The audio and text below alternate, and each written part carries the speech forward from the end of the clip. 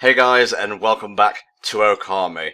We're heading to the north now, I believe, aren't we, Richie? Well, we definitely will be, but first off, we just, I think, have a few small little things to deal with in Kamiki Village. Yeah. Mostly, I think we can head to Sakuya's tree and get a goodie. I'm pretty sure that's what I'm heading to do. At least I bloody hope so. Well, I've got to be honest, when I started the video, I was like, shit, did I choose the wrong part? I thought I was going to get a bollocking for a second, because I was already late to recording, because I was watching a fucking Doctor Who video reaction. Yes, something for which I will never forgive you. Oh man, I'm looking forward to this week's episode so much. That's world and time enough for those watching this after the fact. Oh yeah, I can't wait either. It just, the entire subject of it just seems really exciting. And, like, actually really fresh as well. I've read some spoilers that I think you're gonna like, and some that you might not like, but, Do not tell me a thing, or I will kill you. Context is subjective, I suppose. I guess since we're bumming about and whatnot, we can continue our post-E3 talk, if you'd like. Yes! Alright, last time we covered, I believe it was EA and Microsoft. I am pretty sure that you are indeed correct. Because it was just before the Ubisoft conference that we did our last session. Yes. Yeah, so we've got Ubisoft, Sony, and Nintendo. Yes. Do you want to go first, or shall I? I'll let you go first, because I'm just laughing at myself failing to double jump up to the bloody thing that I need to get to. Oh, Richie, what do you like? Okay, so Ubisoft was a pleasant surprise. They usually fill it with memes and whatnot, and, well, the meme mistress herself, Miss Girlwood, if you will, Aisha Tyler, was not there this year. It was just all developers and whatnot, and Eve, whatever his last name is, and they kicked things off. Guillermo. Thank you, Mr. I Know Everything, and should be the leader of HellfireComms, but isn't, because I take the paychecks, thank you very much. But yeah, they kick things off with Mario X Rabbids, or and Rabbids Kingdom Battle, and I've got to say, pleasantly surprised. It's basically Mario Rabbids meets XCOM, and it looks pretty graphically pleasing. The gameplay looks smooth as fuck, and just an overall great way to start the conference, really. Miyamoto was even there, although I had to stifle a laugh when they started talking about, you know, partnerships spanning the years and whatnot. I don't know about you, Mr. Guillermo, but I remember a time when Ubisoft shit out Red Steel and then fucked off for the rest of the generation. Yeah, I had to say Mario plus Rabbids Kingdom Battle does just look so much fun. It does, it just looks fun. It looks completely ludicrous. I mean, the whole thing with, like, Rabbid Peach is ridiculous, but I sort of love it. Yeah. And I love the fact that Rabbid Peach has now got an Instagram account as well. Really? Oh my god, that's... They've turned the official Rabbids Instagram account into Rabbid Peach's Instagram account, and it's just got, like, actual Instagram pictures of Rabbid Peach. It's amazing. Well, that's slightly less sad and a lot more productive than Spoony1 making a fucking Twitter account for his dog and talking in a baby's voice on said Twitter, but I digress. What else was I ranting about there? I say Ubisoft had a really good and surprising conference, but it was mostly just because it was smooth and, like, pretty well paced. Not all of the games there appealed to me, like, I don't know, Steep, etc., but they showed a new trailer for South Park The Fractured Butthole, and that looks pretty great. Actually gave a release date for that, and I think it's either August or September. It might be October. I definitely know Rabbids comes out in August, so that's cool. Yeah, I wasn't paying any attention to South Park at all, but I was totally there for the final reveal that they had. Like, that was a lovely thing to see, even though, you know, we'd been told that it categorically was not going to be at E3. Ah, yes.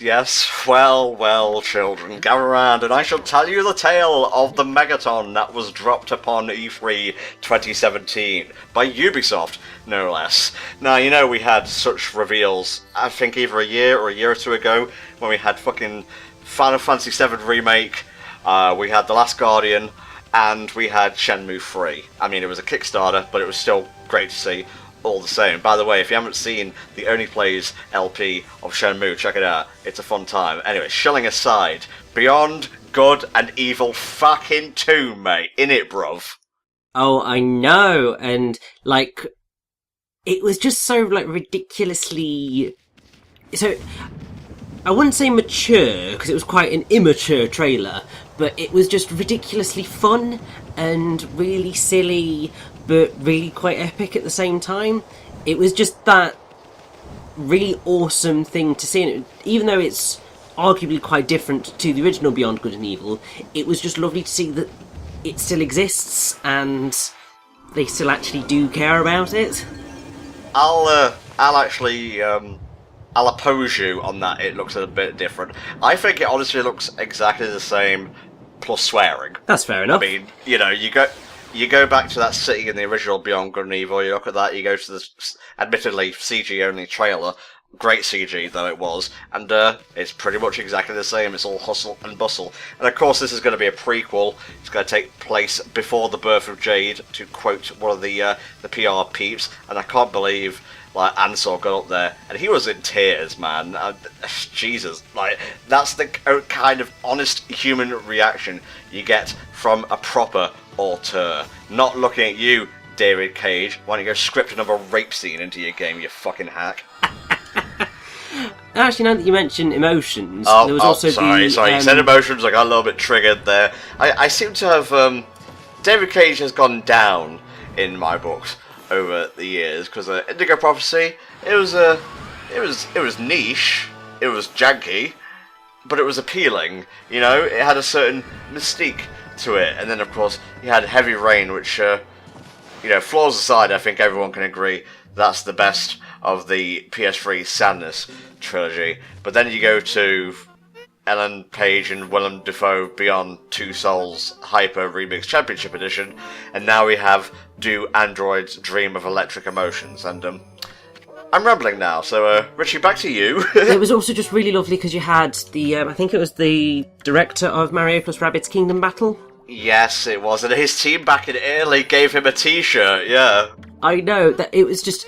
I think that's probably the most surprising thing about Ubisoft's conference was that it was just lovely, and it showed developers who really did care about the products that they were creating, which, to be fair, you don't see all that often in gaming. Like, you get the PR people, and you get the media marketing buzz, and that's fine.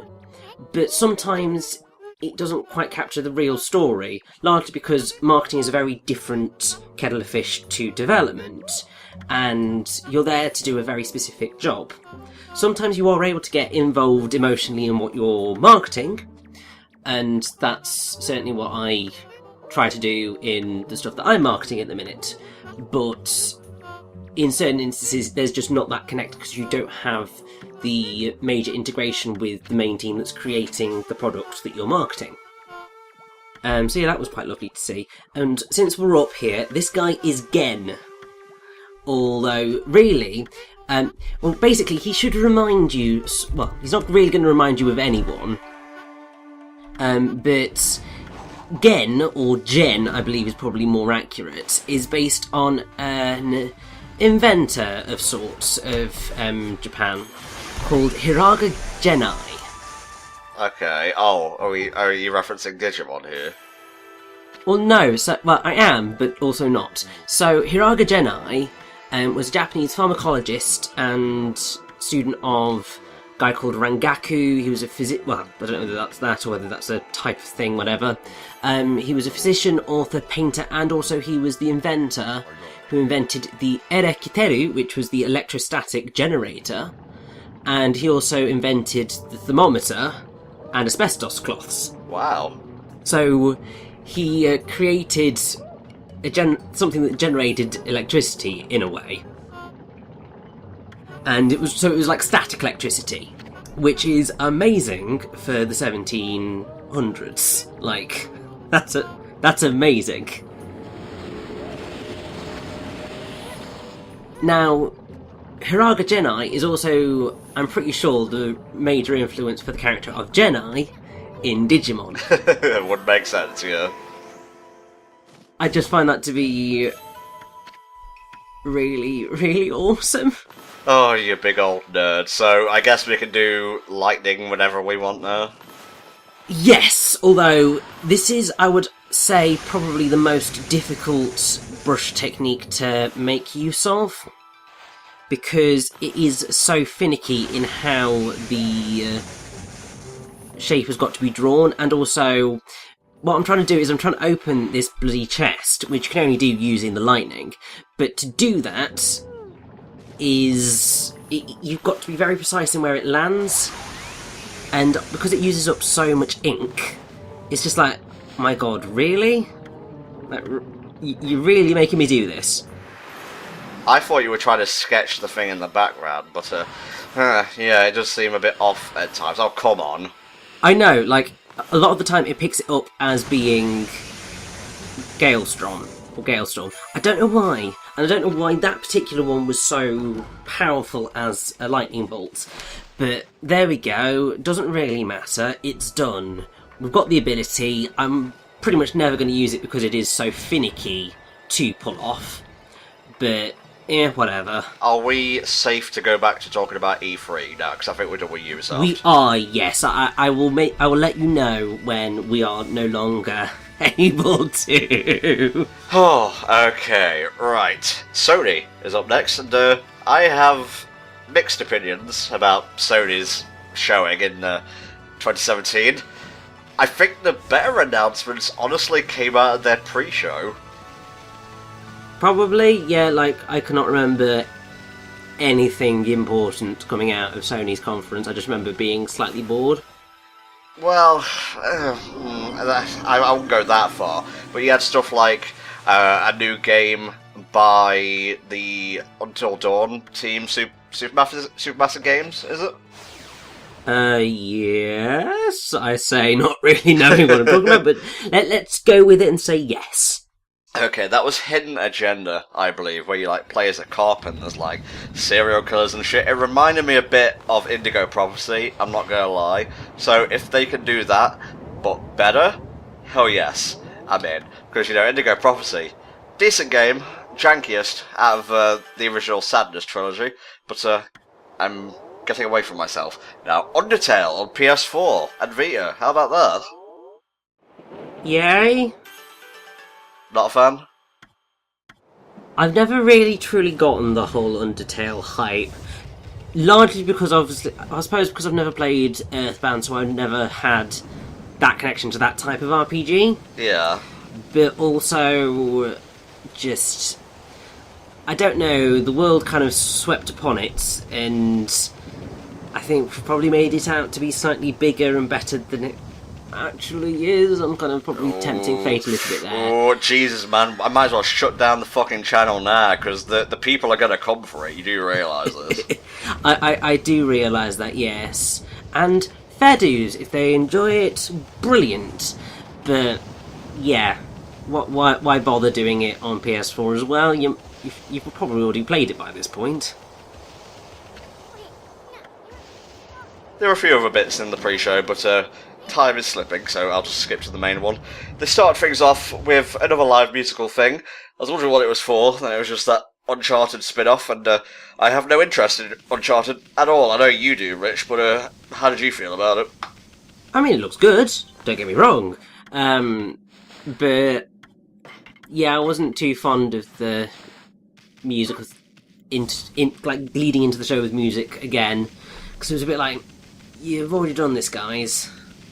It's not quite as impressive this time around. It was good, don't get me wrong, but when they went into, you know, footage and whatnot, by God were there sound issues. Yes! Although I have to say, so I watched the Sony one after the fact. Yeah. Because there was no way in hell I was staying up that late. And yeah, I do seem to recall there being issues. It received a cold reception, just like we are receiving right now. Oh, beautiful. Nicely segued. And we should probably leave a bit of E3 for the time being, because we are actually going to have a bit of plot occurring. We will leave what I would say is arguably the best bit of E3 for the next part, when like loads of random stuff is going to be taking place. Okay, we'll return to Sony then, because I've still got a lot to say about it. But okay, tell us a bit about the Frozen North, mate. So yes, this is Kamui, and it's a really frozen bit, which is obvious. Yes, of course. And actually, so the way it's written, Kamui, it can be written a different way, which is with a Y. And basically, they are divine spirits in the mythology of the Japanese Ainu culture. Basically, Kamui are similar to Japanese kami, and sometimes they are seen as being gods or divine spirits, but those translations miss some of the nuances of the term. So they're numerous, and basically they are a supernatural entity composed of or possessing spiritual energy. And the Ainu, or Ainu, I don't quite know how it's pronounced, basically provide a lot of the influence for this entire area. Pretty much every single character and thing that we're going to deal with here are all to do with the Ainu, which is quite awesome. And so their culture comes from the northern Japanese island of Hokkaido. And really, Hokkaido should be familiar because it's actually the basis for Sinnoh in Pokemon. Oh, okay. Which is quite cool. And here we have a mysterious gentleman wearing a mask. He seems to know this person. Indeed. Oh man, look at his stance. He is a warrior. He is indeed. Dude, this is awesome. This cinematography, though, top notch. It is just really awesome.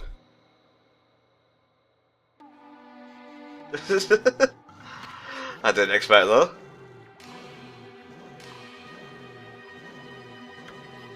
We are going to follow him outside, and we shall see what occurs. He's leading us on a wild goose chase? Because I'm guessing there's nothing of note at the end. Well, no, he's going to challenge us to a battle. Nice. Oh, I see. He wanted a big open arena in which to do it. I should have noticed that, walking in. Yeah, you thought that battle against the weird enemies that I can't remember the name of to save me life were the reason for this area. No, this guy is the reason for this arena. We have a boss fight. Oh shit, right into it in a new region, no less. I know, it's great. Basically, he works very similarly to the other human characters that we have faced. Right. So he will summon these shards, he will try and attack you with his sword, all of that. He is actually a relatively difficult battle, all things considered, because he is quite aggressive, and he can cause a reasonable amount of damage. Also, he can freeze you in place. Ah, so that's why the fire is there. Yes, so the fire is a godsend, because otherwise he could get to you and hurt you before you can actually do anything about it. So which weapon are we using here exactly? At present we are using the Trinity Mirror, which is one of the reflectors. It's, I think, the most powerful weapon that we technically have at this moment in time. And also, since we have had a reasonable use out of the Blade of Kusanagi now, I thought it was high time that we switched over to a different weapon.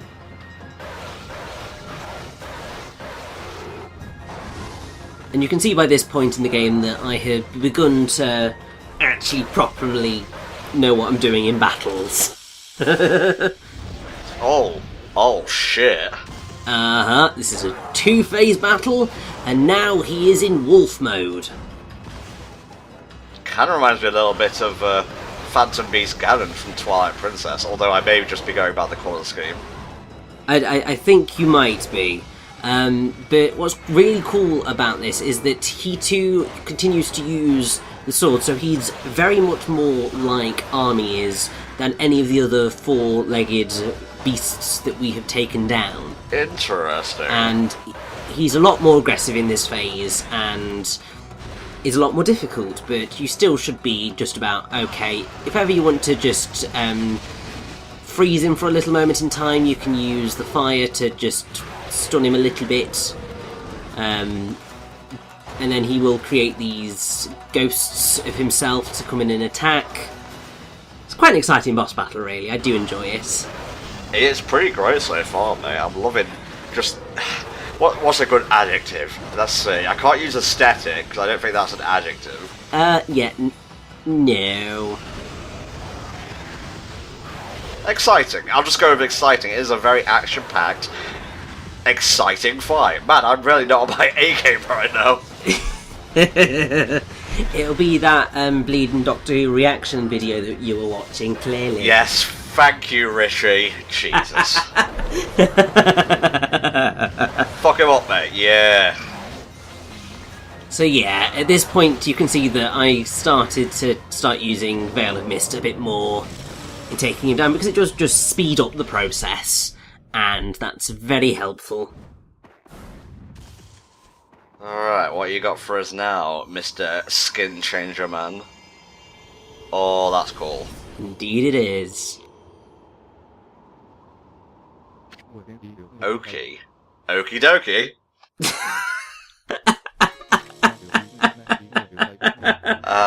The Oina tribe, okay. Yes, I don't know why they didn't call them the Ainu, but then I suppose part of me wonders whether the Ainu people, or what remains of them, are particularly protective of their culture. Yeah, probably.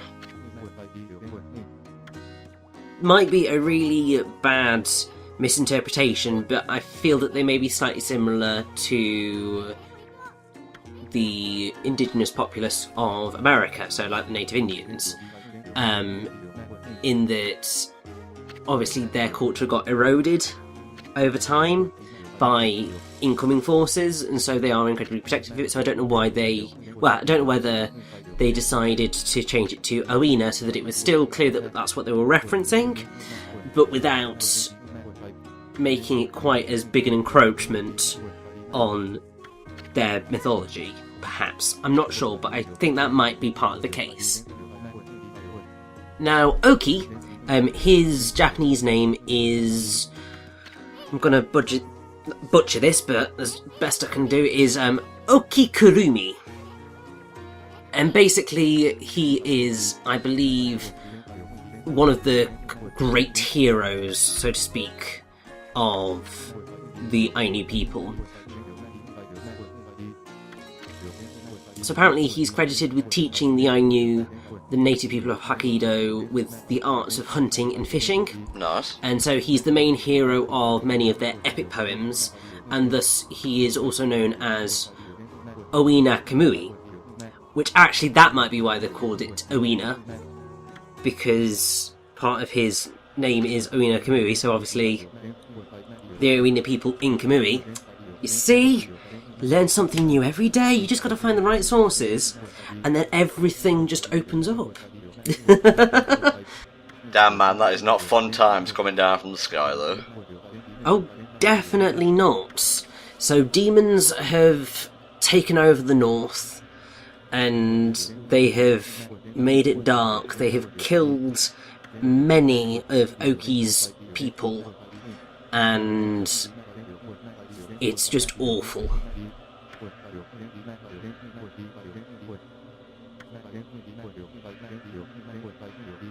Oh, we'll just have to give some gifts back to the people. I shake my fist in rage.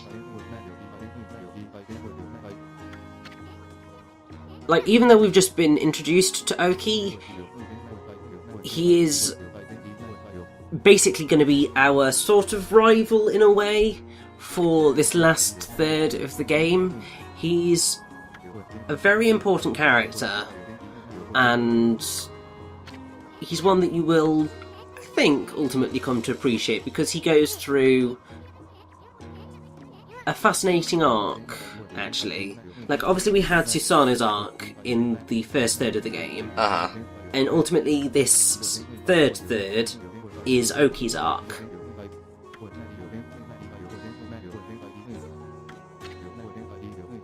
This man speaks in riddles, Richard. Indeed he does, but it's prophecies, Oh. and they're always very riddly, and obviously we're in the type of world where, while a prophecy may be a riddle, we know that ultimately it is going to be correct, obviously. You don't have prophecies that don't turn out to be true. Oh, why would you even program it into the game if it didn't mean anything? Exactly. But that said, it's not perhaps going to come true in the way that you might expect it to. Ah, okay, a swerve. I can dig it. Now that Oki has been defeated, we can see that the cursed zone has come over Kamui. So we're gonna have to try and sort that out, I feel.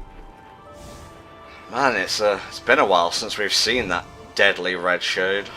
I know, and really this is part of the reason why I do find this last third a bit harder going than the other 2/3 of the game, because even once we have purified this place, it's still going to be dark, it's still going to be cold and sad, Oh. and that does just sap some of the joy that you feel while playing the game. It's perfectly right that it does that, because the darkness has all come to the north, and so this is its sort of last bastion.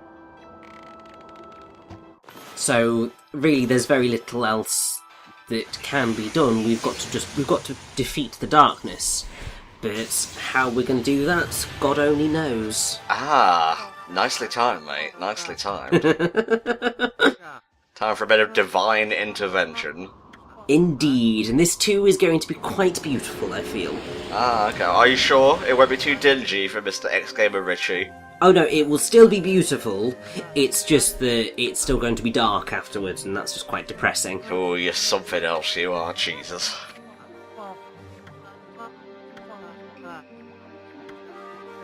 Wait, have we seen this character before? It's just come back to me. Yes, we saw him at the city checkpoint, where the flames blew up everything.